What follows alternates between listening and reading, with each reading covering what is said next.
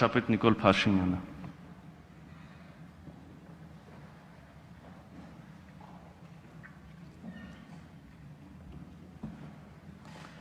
Շնորհակալ եմ ազգային ժողովի մեծարգո նախագահ, հարգելի փոխնախագահ, հարգելի պատգամավորներ, նախ թույլ տվեք առողջություն մաղթել կորոնավիրուսով վարակված մեր բոլոր պատգամավորներին եւ մեր բոլոր քաղաքացիներին եւ ես ավելի շատ կխոսեմ ոչ թե 19 թվականի կատարողականի թվային ցուցանիշների մասին, որովհետև արդեն բազմիցս այդ թեմաներով խոսել եմ, այլ կխոսեմ ավելի հրատապ այդ թվում բարձրացված հարցերի մասին։ Սկսեմ ժողովրդավարությունից։ Ընդամենը 1 ամիս առաջ ամենահեղինակավոր միջազգային կազմակերպությունը, որը հետևում է ազատությունների իրավիճակին, արձանագրեց, որ իր զեկույցների պատմության ընթացքում, ողջ պատմության ընթացքում գոյություն ունեցած այդ զեկույցի, Հայաստանը արձանագրել է երկարմյա ամենաբարձր առաջընթացը ժողովրդավարության, մարդու իրավունքների, խոսքի ազատության ոլորտում։ Եվ ընդհանրապես սա ամբողջ աշխարհի բոլոր կազմակերպությունների արձանագրումը։ Մեզ այսօր խոսում են խոսքի ազատության սահմանափակումներից։ Ցույց տվեք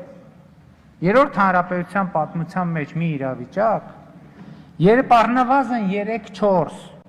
եթե ոչ 4-5, եթե ոչ 6-7 հեռուստաալիք կամ հեռուստաալիքով առավոտից իրիկու ինչքան կներեք արտահայտության քաղաքական դիակ կա, գարշահոտությունը տարածում երկրով մեկ։ Դուք խոսում եք կոնկրետ դեպքի մասին, ես բնականաբար կոնկրետ դեպքերով չեմ կարող գոնե այս պահին պարզաբանում տալ, եթե կարիք կլինի առաջիկա հարց ու պատասխանի կամ ենթադրում եմ մարմինները կտան պարզաբանումներ, բայց դուք անուն տվեցիք եւ գիտեք այդ ձեր ելույթի ընթացքում ես մտքով գնացի 1999 թվականի հոկտեմբերի 27։ Գուցե ասոցիացիաները սխալ են, գուցե դետալներով անձանց աշխատանքի վայրի հետ կապված սխալվեմ, բայց 1999 թվականի հոկտեմբերի 27-ին ոչ անհայտ կուսակցությանը պատկանող, ոչ անհայտ թերթի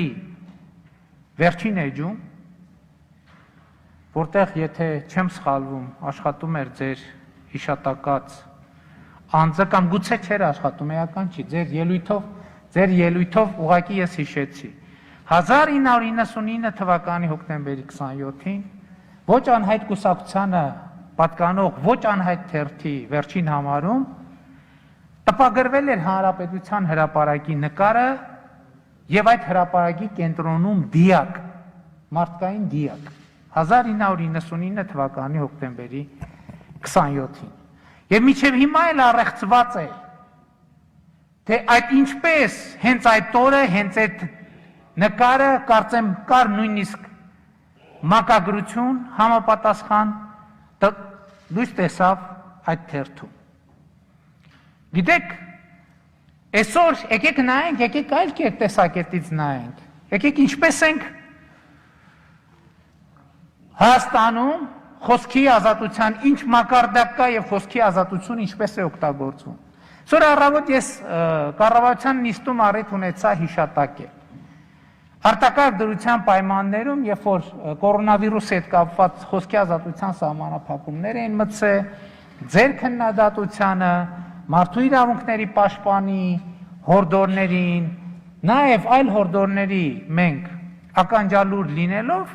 եւ նաև ելնելով այն կախավարկածից, ասելով լավ ի վերջո սա իսկապես համազգային հարց է, սա կառավարություն ընդդիմություն հարց չի։ Հանեցինք խոսքի ազատության սահմանափակումները կորոնավիրուսի հետ կապված։ Եվ տեսեք թե ինչ սկսեց դրանից հետո։ Եվ այսօրվա իրավիճակի կարևորագույն պատճառներից մեկը հենց դա է, Հենց կառավարության կայացած, այ որ ասում են սխալ, ինչ է կարել սխալ, այդ են կարել սխալ, ձեր հորդորներով, նաև ժողովրդավարական կառույցների հորդորներով, որ հանեք, որ մարդկանց այսօր այդ մամուլի ազատությունը, այդ սոցիալական ցանցերի ազատությունը, որից մենք չենք պատրաստվում հրաժարվել, բայց մենք չենք հրաժարվում բարձրաձայնել այդ մասին։ Մարդկանց մղում են մահվան։ Ընդ որում մարդկանց մղում են մահվան այդ իմ ասած գարշահոտությունը տարածող ուժերի ֆինանսավորմամբ։ Որովհետև այդ գարշահոտությունը տարածող ուժերը համարում են, որ ինչքան շատ մարդ վարակվի Հայաստանում կորոնավիրուսով, ինչքան շատ մարդ մահանա, այնքան իրենք ավելի բարձր հնարավորություն կունենան խոսալու։ Խոսում են թերթերի մասին, այո ասել ենք և ասում ենք։ Հայաստանի Հանրապետությունում կուսակցությունները, լրատվամիջոցները, հասարակական կազմակերպությունները պետք է լինեն 100%-ով թափանցիկ։ Որ այդ ձեր ասած նախկին նախագահ կոչվածները իրենց թալանած փողերով չբերեն, ֆինանսավորեն ֆեյքերի դասակներ, գումարտակներ և այլ լրատվամիջոցների Հայաստանի նկատմամբ հիբրիդային, Հայաստանի ժողովրդի նկատմամբ հիբրիդային պատերազմ մղելու համար։ Մենք այդ թվում հասարակական կազմակերպություն, այդ չհասկացա, ինչի պետք է կառավարությունը լինի 100% թափանցիկ, իսկ մյուսները պետք է չլինեն, այդ որտեղ է գրված։ Այստեղ այս ամբիոնից խոսում են ֆեյքերի մասին, ֆեյքերի չգիտեմ ինչի մասին, այն մարդիկ, ովքեր աշխատավարձերով, գումարտակներ, դասակներ, 3500 ֆեյք ունեն իրանց տիրապետության տակ, որը ղեկավարում է ազգային ժողովի պատգամավորի կողմից։ Հետո ասել է, որ ժողովրդավարությունը մեզնից եք պաշտպանում։ Ոչ մենք պետք է ժողովրդավարությունը պաշտպանենք ոմանցից, որովհետև ժողովրդավարությունը ամենաթողություն չի։ Ժողովրդավարությունը պատգամավորների ղազագիր գրել տվող կուսակցությունների հույսին չի կարող մնալ։ Այդ ասում եք քաղաքական հետապնդում։ Այդ տեսել ենք 30 տարի քաղաքական հետապնդում, այդ որտեղ եք տեսել, որ քաղաքական հետապնդման զոհին դատարանը հրաժարվի կալանք տա։ Բայց մեզ ինչի չէին հրաժարվում կալանք տալ։ Բայց այն չէ, չենք կալանավորում։ Վզները կոլորեին 5 րոպե, սեղանի տակից դուրս չէին գալիս։ Առավոտից իրիկուց ճամարտակում եք հակակշիռների և փողզսպումների մասին։ Ինչ ասում են հակակշիռ և փողզսպում։ Հակակշիռ և փողզսպումը 4 ակնանի տրակտոր է, թե հեծանիվ է։ Բայց ստեղ կա ուրիշ պրոբլեմ, պետք է հասկանանք այդ դատավորներն ովքեր են։ Էլի եմ ասում, այո, մենք ապօրինի ազդեցություններից հրաժարվում ենք դատական համակարգի նկատմամբ։ Բայց դա նշանակում է, որ այդ հին ազդեցության համակարգերը պետք է շարունակեն գործել։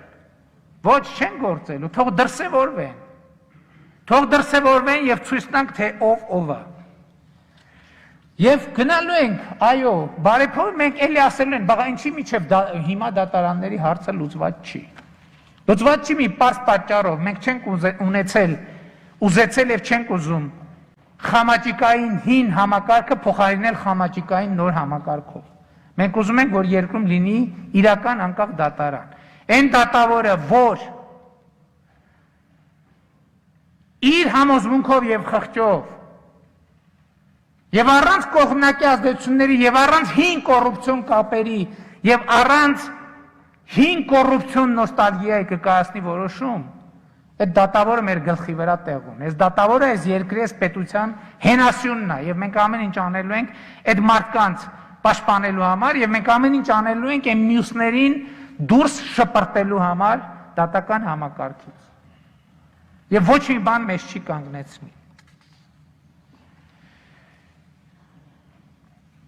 Եվ իմիջայլոց ասեմ, ձեր վկայակոչած դատական ակտում դատարանը առնվազն հիմնավոր կասկածը հաստատել է, որ կա հիմնավոր կասկած։ Եվ էլ չեմ ասում, ես զարմանում եմ։ Այսօր խոսում եք, ասում եք քաղաքական ուժը բոյկոտել է իշխանությունը չի մտածում։ Քաղաքական ուժը իմ գնահատմամբ ինքնա ոչնչացվել է, որովհետև այս ամբիոնից, երբ որ լուրջ դեմքով ասվում է, մի բան հերքվում է, մի բան, որ Հայաստանի Հանրապետության բոլոր քաղաքացիները գիտեն, բոլորը գիտեն առանց բացառության։ Այսինքն նորություն է, որ Հայաստանում կան քաղաքական ուժեր, որ ընտրակաշառք են բաժանել, եւ նորություն է, որ Բարգավաճ Հայաստան կուսակցությունը ընտրակաշառքով է ընտրվել։ Նորություն է որևէ մեկի համար։ Եվ երբ որ կանգնում ես ամբիոնից, այս ամբիոնից, ասում ես մի բան, որը բոլորը գիտեն, որ այդպես չի, դա նշանակում է ինքնաոչնչացում։ Իրանք այսօր այստեղ չեն ոչ թե նրա համար, որ հետապնդվում են, այլ իրանք այսօր այստեղ չեն, որ չկան այլևս։ Չկան այլևս, որովհետև ժողովրդի աչքերի մեջ նայող եւ սուտ խոսող քաղաքական ուժը Հայաստանում քաղաքական գործունեություն չի ծավալելու։ Չի ծավալելու, չի կարելի ժողովրդին ձեռ առնել։ Եվ ասեմ, ովքեր ճշմարտությունից դուրս են խոսում, նրանք չեն կարողանալու։ Այո, այսօր տեղի է ունենում ամենամեծ բարեփոխումը Հայաստանում։ Քաղաքական դաշտի բարեփոխումը տեղի ունենում։ Եվ նրանք, ովքեր կուլիսներից մարիոնետների նման կառավարվել են, այլևս Հայաստանի քաղաքական դաշտում տեղ չեն ունենալու։ Եվ նրանք, ովքեր կուլիսներից մարիոնետների են կառավարել, նրանք այս քաղաքական դաշտում տեղ չեն ունենալու։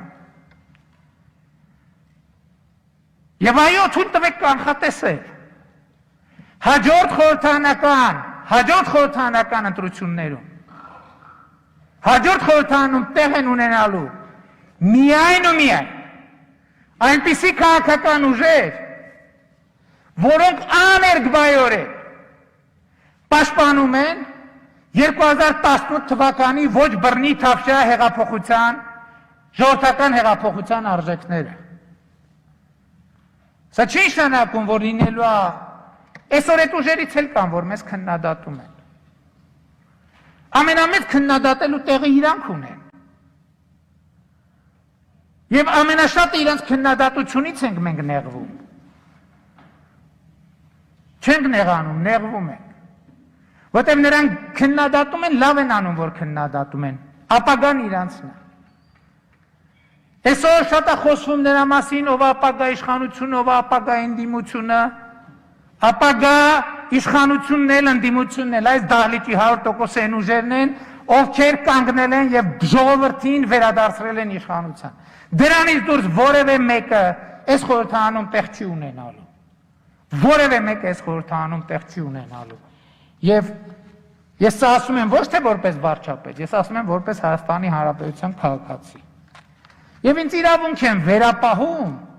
ասել ես առնվազն մյուսներից մի քիչ ավելի լավ եմ ճանաչում մեր ժողովրդին։ Որովհետև մենք մի քիչ ավելի լավ ենք ճանաչում մեր ժողովրդին մյուսների համեմատ։ Եթե այդպես չլներ, մենք չէինք կարողանա այսօր այս կազմով գտնվել այստեղ։ Որովհետև այն բոլորը, երբ որ մտածում են, որ ժողովրդին կոտրել են, վերջնականապես խաբել են, ժողովրդի պայքարի ապրելու կամքը կոտրել են, այդ մարդիկ սխալվեցին եւ հրապարակային խոստովանեցին այդ սխալները։ Հիմա էլ, այո, կորոնավիրուսը երկնային մանանայի նման թափվել է նրանց գլխին։ Նրանց թվում է, որ այս ինչ լավ էր այս կորոնավիրուսը, վերջապես մենք վերակենդանանալու, ասենք բացիլը, քաղաքական բացիլը վերակենդանանալու շանս է ստացել, իրանց թվում է։ Եվ հիմա եկել են սովերից են խոսում, սոցիալական բունտերից են խոսում, այ ժողովուրդ ջան, ախր այդ սոցիալական բունտից որ խոսում եք, այդ սոցիալական բունտից դուք վախեցեք, որտեղ սոցիալական բունտը որ եղավ, մենք ինչ ունենք, որ սոցիալական բունտի զոհ դառնալու, առաջին հերթին ձեր ապօրինի կառուցած դղյակները, ձեր բենտլիներն է դառնալու սոցիալական բունտի զոհ։ ուզում եք սոցիալական բունտ, հրահարեք սոցիալական բունտ, տնանք այդ սոցիալական բունտի արդյունքում դուք որտեղ եք հայտնվելու և ինչ դիրքով, որ շատ կարևոր է։ Այսօր խոսում են, ասում են, ընդդիմությանը ճնշում են և բանը, հանրահավաքները արգելում են։ Մի նրբություն չեն բան արել, արձանագրել։ Այդ մեր հանրահավաքներն էլ են արգելով այս նույն տրամաբանությամբ։ Հետո տեսանք ձեր արած հանրահավաքը։ $5 միլիոն ծախսում եք, 200 հոգի մարդ եք կարում հավաքեք։ Կեսին է սպառնալով և այլն, և գալիս եք առած դիմակների կանգնում եք, ասում եք, չկա կորոնավիրուս։ Հիմա թևածում է, հիմա էլ պետք է ասեն իշխանությունը կորոնավիրուսը գցել է ընդդիմության ջանը, որ հիվանդանան, չկարենան իշխանափոխություն անեն։ Հիմա էլ ամաչում են ասեն, որ կորոնավիրուսով բան են արել, հիվանդացել են, ու հերթով հիվանդանում են։ Այ այդ ակցիայի մասնակիցները, որոնց մենք արգելված է։ Բայց հանրահավաք կանենք, ես կան, բա որ մենք արինք հանրահավաք։ Այդ դուք մեկ ձեկել եք հանրահավաքով եք վախեցնում։ Դուք եկեք մեզ փողով վախեցրեք։ Դուք եկեք վախեցրեք մեզ թալենելու ձեր կարողությամբ։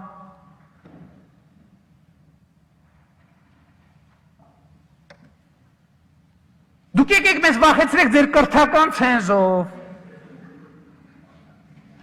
Այդ վախենալու բանը իրոք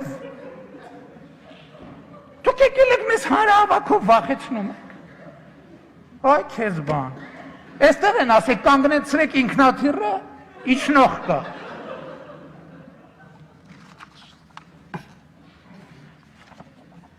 Քրեական գործերի մասին։ Հիմա էլ ասում են, բա, եթե այդ խուզարկությունը եղել է փետրվարին, բա ինչի միջև հիմա պատշաճ քննություն չի արել, բա ես էլ եմ էդ ասում։ Ով ասում, որ այդ հարցը դուք եք տալիս, այդ հարցը ես եմ տալիս առաջին հերթին։ Եվ այդ հարցը պետք է պարզաբանվի։ Եվ այդ հարցը պարզաբանվել է, և այդ հարցի պարզաբանման արդյունքում է, որ նաև կայացվել են կոնկրետ որոշումներ, բայց ես տարի ու կես ասում եմ իրավապահ համակարգը բայց շատ ձևով չի քննում կոռուպցիոն և հարակից գործերը։ Բայց դրա մասին ենք ասում։ Քիչ հասկացա, կաշառքներ բաժանեն, երկրի կեսը սեփականաշնորհեն։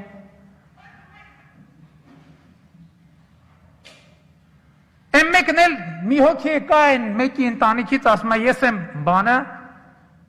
տղամարդը կուխն ու սեղանի տակից դուրս չեմ գալիս։ Մի հատ էլ ուրիշներ են խորհուրդ է տալիս, ասում է դուրս եկեք Facebook-ից և հաղորդակցվեք իրականության հետ, այդ դու հլը կուխնուց դուրս արի, նոր ուրիշներին Facebook-ից դուրս գալու խորհուրդ դուր։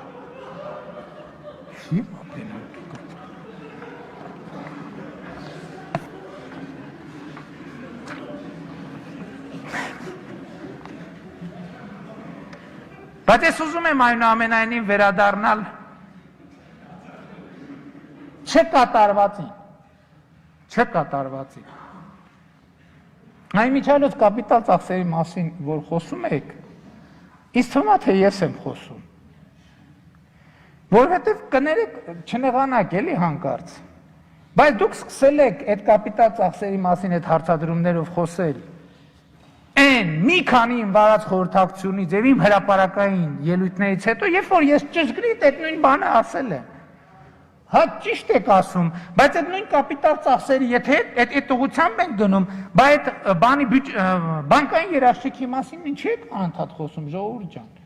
Որովհետև դա ամենակարևոր գործոններից է, որ մենք չենք կարողանում կապիտալ ծախսերի որակը բարձրացնել և կատարողականը բարձրացնել։ Որովհետև գալիս են մրցույթ են հաղթում, 1 միլիոնանոց գործը գալիս են 30,000-ով հաղթում են, հետո չեն անում, հետո անում են անորակ։ Չեն ընդունում այդ գործը, որը գալիս է որակով անորակ գործը ինչի պետք է ընդունենք, որը գալիս է կատարման դեմը գրվում է 0։ Բայց ես այնուամենայնիվ ուզում եմ վերադառնամ 2019-ի բյուջեի ամենաչկատարվածի դա կոռուպցիոն գումարների վերադարձն է։ Եվ ընդ որում առաջին հերթին անվտանգության ոլորտի հետ առնչություն ունի, որովհետև ես նախընտրական շրջանում ասել եմ, որ առաջիկա տարիներին մենք պետք է 1.5-2 միլիարդ դոլար ի վիճակի լինենք դնել զինված ուժերի եւ մեր անվտանգության բարձրացման վրա, եւ այդ գումարները պետք է գոյանան կոռումպացված, գողացված գումարների վերադարձից։ Այս ամեն ինչի մեջ ուրիշ բան մի փնտրեք։ Այս ամեն ինչի հիմքը եւ անկյունակարը սա է։ Կոռուպցիոն համակարգը ամենաշատը սիրում է փողը եւ իրանք չեն ուզում իրանց փողից հրաժարվել։ Ապօրինի գույքի բռնագանձման մասին օրենք է ընդունվել, որը շուտով կսկսի կիրառվել։ Կոռուպցիոն գործերով հսկայական հաջողություններ կան փաստական մասով, բայց ունենք նաև իրավական բնույթի խնդիրներ, որոնք հիմա պիտի փորձենք լուծել, դա օրենսդրական է, դա նախադեպային է, իմիջայլոց ասեմ այդ խնդիրները մինչև հիմա գոյություն ունեն, օրինակ փողերի լվացման հոդվածի հետ կապված, մինչև հիմա գոյություն ունեն Եվրամիությունում, ամբողջ աշխարհում, եւ հիմա դատական պրակտիկա փոխվում ամբողջ աշխարհում, որպեսզի այս ուղղություններով գործերը հնարավորինս առաջ գնան։ Եվ նրանք հիմա ինչ են անում։ Ձևը գտել են։ Ուզում են մեզ ներքաշել մի հատ անիմաստ խոսակցության մեջ։ Մենք ասում ենք օրինակ Ձորահեկը գողացել եք Սերժ Սարգսյանի ընտանիք Սպայկա ընկերությունով մաքսանենգություն է կարել Սերժ Սարգսյանի ընտանիք Հիլտոն հյուրանոցը ձերն է, Օպերա Սյուիթ հյուրանոցը ձերն է, Հայաստանի լրատվական դաշտը սեփականատերերի ըստեյության զորով խլել եք Արմենիա հեռուստաընկերություն, Շանթ հեռուստաընկերություն, այլ հեռուստաընկերություններ։ Մենք ասում ենք, որ ընտրությունների կեղծման համակարգ է գոյություն ունեցել, որը Սերժ Սարգսյանի ընտանիքն է ղեկավարել։ Սկսած սոցիոլոգիական հարցումներից, վերջացրած էքզիթ փուլերով, վերջացրած կոնկրետ ընտրական տեղամասերում, ընտրական միջադեպեր, բեմադրելով, այդ որ մենք ընդդիմադիր լրագրող վազում են, ասում են, ես ինչ տեղամասում ընտրակեղծիկա Հայաստանի բոլոր լրագրողներն ու դիտորդները վազում էին այդտեղ, դա Սերժ Սարգսյանի ընտանիքից մշակված ծրագիր եւ պլան է եղել, որ բոլորին կենտրոնացնեն, ենթադրենք 1-04 տեղամասում, ի 05-ում, 06-ում, 07-ում, 08-ում, 09-ում այդ ընթացքում շահգամը իր գործը անում էր։ Ու այդ ոնց է բեմադրվել, եղել է, որ ուրիշի անձնագրով քվեարկության փորձ, լրագրող բռնվել է, ընտրակեղծարարը բռնվել է, ուրիշի անձնագրով քվեարկության փորձի ժամանակ բնականաբար բոլոր դիտորդները միջազգային, տեղական, սպեցնազով, բանով գնում են ընդեղ,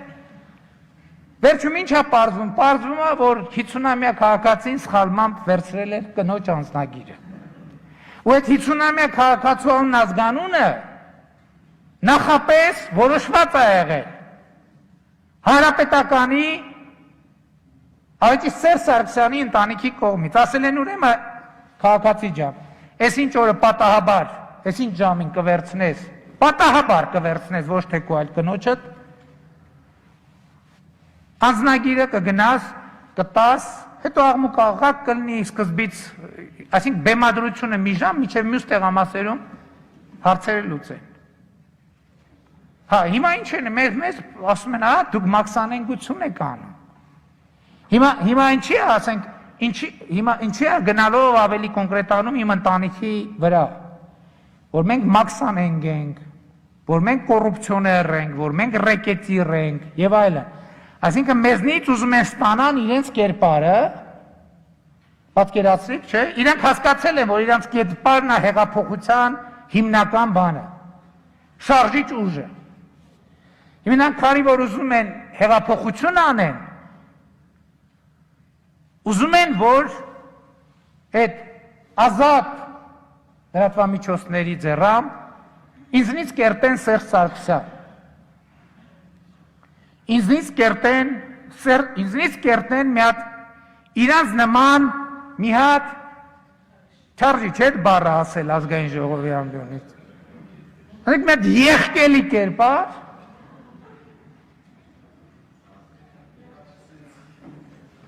չէ, այն բառը ավելի ընդգրկուն էր, այս գրական վերսիան էր այդ բառը, սա նրանց ամբողջ նպատակը, բայց այդ նպատակը չի անցնի, որովհետև ֆիլմերից մեջբերումներ անել երև այս ամբիոնից ընդունված չի, բայց մի հատ շատ հայտնի ռուսական ֆիլմ կա շատ հայտնի նախադասությամբ, որ ասում է, ты думаешь, в деньгах сила? Нет, ասում է, в правде сила. Այսինքն մտածում ես փողի մեջ է ուժը, ոչ, ճշմարտության մեջ է ուժը։ Եվ որևէ վարկած չկա, կասկած չկա, որ այդ կոռուպացված համակարգը բոլորին իրար հետ մի զամբյուղով ենթարկելու են կապիտուլյացիայի,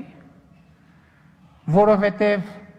մեր թիկունքում, մեր մտքում եւ մեր սրտում կա միայն մի բան, եւ այդ մի բանը ճշմարտությունն է, եւ մենք այդ ճշմարտության հետևից քայլելով ենք եկել հասել ստեղ։ Եվ մենք շարունակելու ենք մեր քայլը ճշմարտության ճանապարհին, ափսոս որ այդ ճանապարհին շատերը հետ են մնացել, հետ են մնում եւ հետ կմնան անդառնալիորեն եւ անվերադարձ։ Սիրելի հայրենակիցներ, այո 2020 թվականին Հայաստանում կա մի ճգնաժամ, դա կորոնավիրուսի ճգնաժամն է, մնացած բոլոր ճգնաժամերը բխում են դրանից, մենք որ պահին այս ճգնաժամը լուծենք, մյուսները ինքնաբերաբար շատ արագ վերադառնալու են իրենց ոչ միայն ելման կետ, այլև շատ ավելի առաջ, եւ ես էլի ուզում եմ մեզ բոլորիս հիշեցնել, որ Հայաստանի Հանրապետությունում կորոնավիրուսի ճարակ է, եւ ես ուզում եմ մեր բոլոր քաղաքացիներին կոչ անել, պահպանել հակահամաճարակային կանոնները, կրել դիմակ, պահպանել սոցիալական հեռավորություն, ախտահանել ձեռքերը եւ որ շատ կարեւոր նախաձեռնու, ես ուզում եմ, որ մենք բոլորս մաքսիմալ լծվենք այս գործին, պատգամավորները, կառավարության անդամները, պետական հիմնարկների աշխատողները, հասարակական կազմակերպությունները, բոլորը իրենց այսօր այնպիսի իրավիճակա, մեզնից յուրաքանչյուր իր օրվա 10-20 րոպեն, կես ժամը, մի ժամը պետք է անպայման նվիրի կորոնավիրուսի դեմ պայքարին։ Եվ ես գիտեք,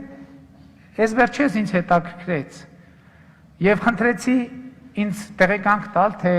որ ընդդիմադիր ուժերն են եւ ինչ ծավալով է, որ նրանք այս ընթացքում հանդես են եկել հակահամաճարակային կանոնները պահպանելու կոչերով։ Գոնե մի անգամ եւ ասենք նրանք ովքեր հանդես են եկել եւ այդ տեղեկանքը A4 ֆորմատ թղթի 1/5 հատվածով էր միայն զբաղված։ Մյուսները